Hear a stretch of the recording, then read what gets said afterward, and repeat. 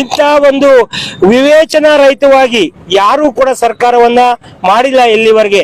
ಇಂಥ ನೀಚ ಸರ್ಕಾರ, ಇಂಥ ಕಡುಭ್ರಷ್ಟ ಸರ್ಕಾರ, ಅದಕ್ಕೆ ಯಾವುದೇ ನೈತಿಕ ಹಕ್ಕಿಲ್ಲ.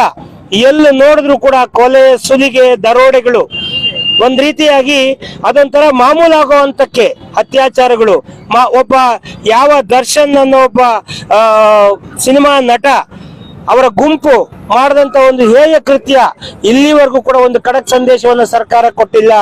ಇಲ್ಲಿ ಏನ್ ನಮ್ಮ RSS ಮತ್ತೆ ಭಾರತೀಯ ಜನತಾ ಪಕ್ಷದ ಕಾರ್ಯಕರ್ತರ ಮೇಲೆ ದೌರ್ಜನ್ಯ ಆಯಿತು, ನೇಹಾ ಅನ್ನೋ ಒಂದು ಹೆಣ್ಣು ಮಗಳ ಹತ್ಯೆ ಆಯಿತು, ಇದು ಯಾವುದ್ರ ಮೇಲೂ ಕೂಡ ಸರ್ಕಾರ ಕ್ರಮ ಕೈಗೊಂಡಿಲ್ಲ. ಸರ್ಕಾರ ಮೈ ಮರ್ತಿದೆ.